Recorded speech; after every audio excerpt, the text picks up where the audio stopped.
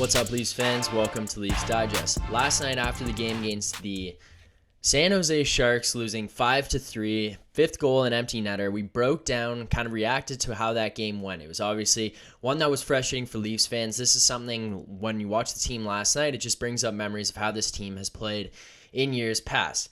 Now, we're beyond that. We've reacted to the game. It's over with. But there is one thing that came out of last night's game. It came out after the post-game reaction video was posted, so I wanted to get on here, get ahead of it, kind of react to how things went down post-game regarding this Leafs team. Now, one thing that has kind of been a criticism of this team since he got here, especially since the departure of Mike Babcock, was that Sheldon Keefe was way too much of a soft coach. Mike Babcock had the reputation of being a complete hard ass, someone who was on guys way too much, maybe kind of belittling guys at times, putting them down. It was evident with the Mitch Marner situation where the we call it the list gate. The list gate kind of situation came out of him ranking players and Mike Babcock sharing it with the team. It was just above and beyond. He was very hard-headed. He wouldn't change his course of action. He was always, I'm right, this is the way to do things. And it was frustrating to everyone. We wanted to see change. We wanted to see someone interact with the players, allow the players to be creative, be themselves, and mix things up. He was just too hard-headed for here. Well, Kyle Dubas goes out, brings in his guy, Sheldon Keefe, who won a championship with the Toronto Marlies in the AHL, promotes him to be the head coach as Mike Babcock goes out the door. Now, we've only really seen 1.5 full seasons with Sheldon Keefe here. We have to remember that Mike Babcock was fired partway through a season. Sheldon Keefe came in to replace him. And then that was the season that COVID hit and they lost part of the year. Then the following year is just a full COVID year that Sheldon Keefe was his first full year coaching this team. This is Sheldon Keefe's first full opportunity to coach the team in an 82-game schedule from training camp to end of year. This is his first time fully getting to do that, but with him coming here, one of the biggest knocks was that he wouldn't call guys out. He was too soft on guys, wouldn't hold guys accountable. People wouldn't take him seriously. He was too much of a player's coach. Kind of going the complete opposite swing of what we saw from Mike Babcock. But some big things came out of last night's post-game interview. If you saw Sheldon Keefe's appearances in the Amazon All or Nothing documentary, you could see that Sheldon Keefe is a much different coach than kind of the public perception gives him. Now, I think Sheldon is a guy, I've enjoyed his time coaching here. I think that we've seen a lot of creativity from him. We saw him move guys around in lineups, giving Tavares and Nylander a shot together, Matthews and Marner, switching up deep pairs, having some flexibility there and fluidity through his lineup.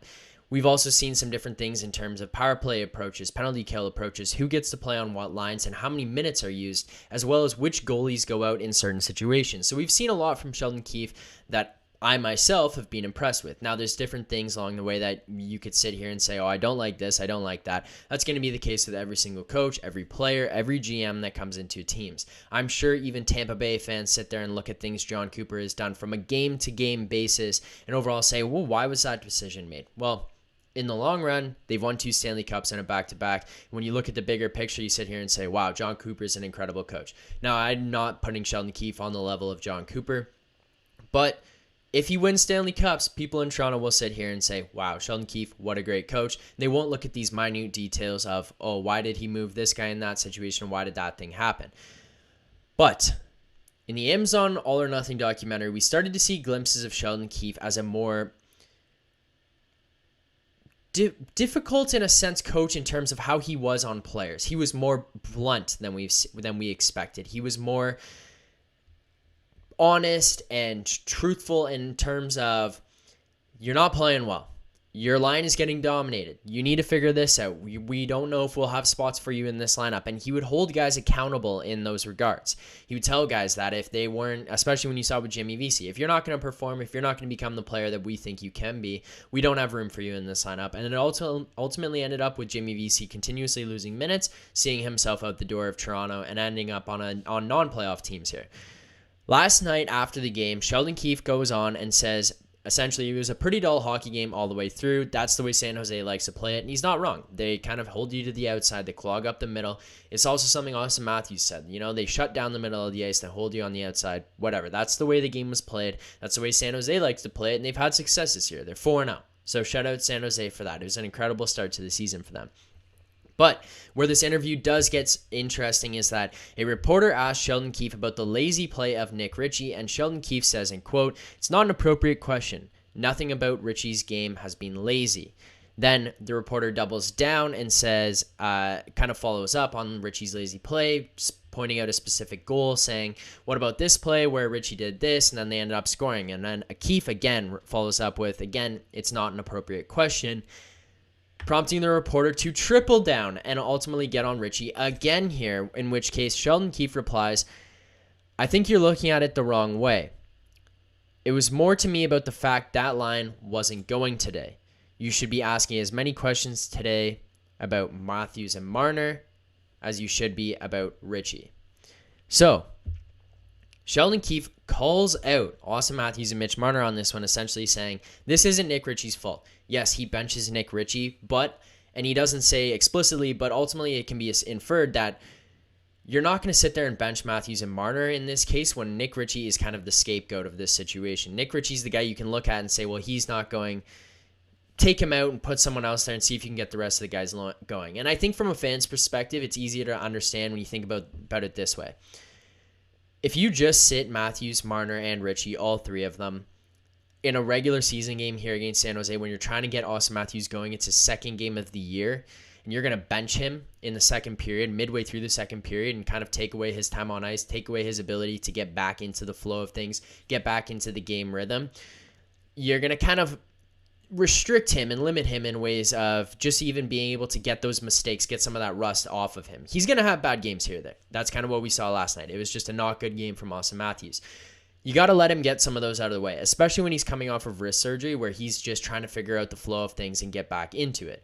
So to call him out and say, yeah, you got to ask them as many questions because this isn't all on Nick Ritchie, I completely agree with that. Ritchie's the guy you're going to sit down because if you can get Nylander in there, you can get a guy like Engvall who's going that night. You can get Tavares sliding through that line. And all of a sudden, Matthews and Marner start going. They get some jump and they get a goal or two in them. They get some life that can carry them through until the next time Ritchie comes back to their line. It doesn't necessarily mean that Ritchie is the all or nothing of that line in terms of if he's going, they're going. If he's not going, they're not going. It doesn't mean that.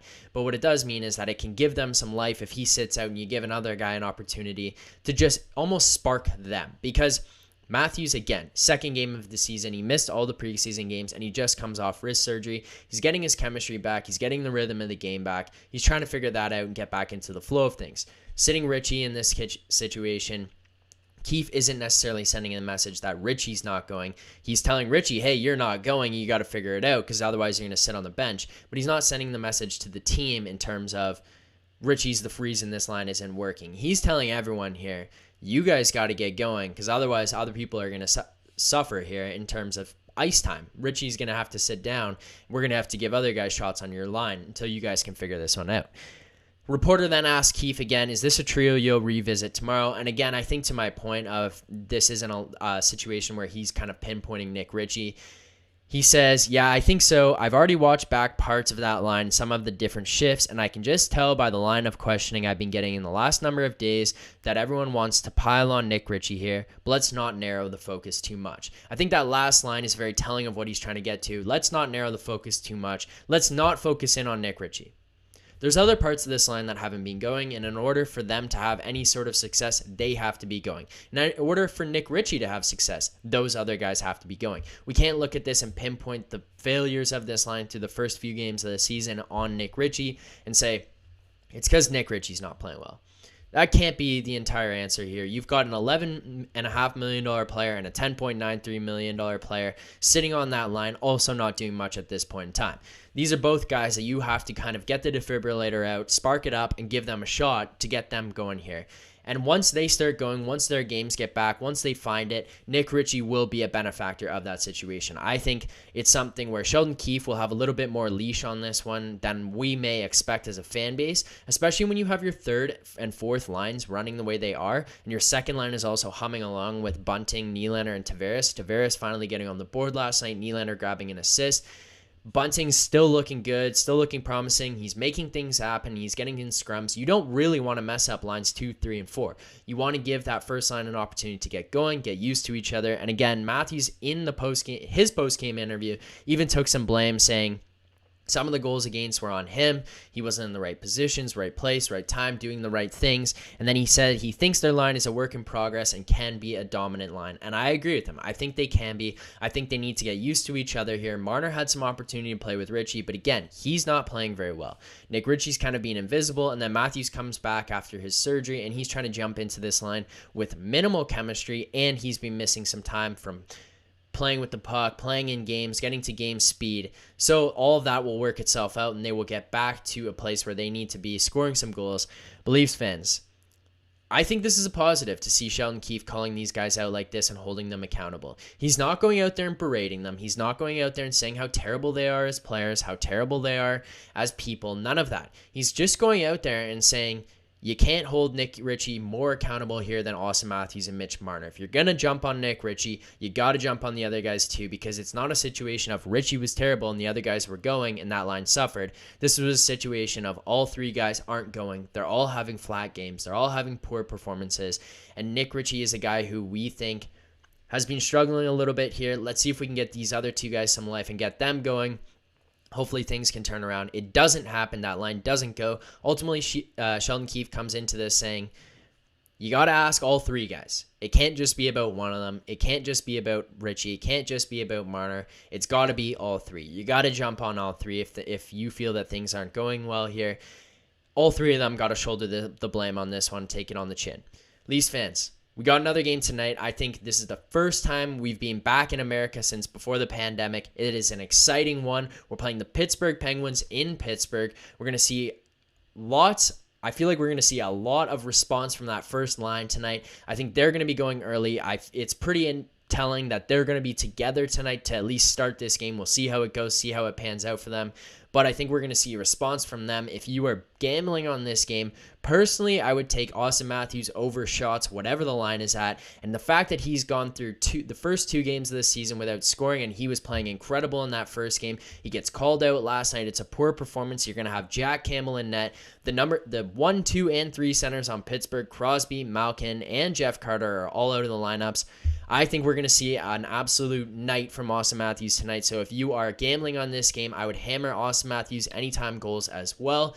And with that being said, if you feel like it and you want to lose some money with me, because that seems to be what I've been doing lately, I would jump on Mitch Marner over assists if that line is available. I think these are some bets that could be fun to ride tonight. So again, Matthews over shots on goal, Matthews anytime scorer, Mitch Marner over assists. I think that line will have a big night tonight. I think they will have to respond. And just for some fun, if you really, really feel like it, I might throw some money on William Nylander anytime score. This guy is a guy who has been absolutely humming along this year. He's fun to root for. He's been fun to watch. I've been enjoying that second line. And again, with that second line center being out as well, that second line is going to have even easier of a matchup as they go into tonight's game. And I think they'll be looking to respond as well. John Tavares finally getting on the board. He's going to be humming. Leafs fans, I'm looking forward to this one tonight. We will see you guys after the game at 7 p.m. First game inside the United States since before the pandemic. We play the Pittsburgh Penguins. I'm looking forward to it. Leafs fans, let's get excited and keep believing.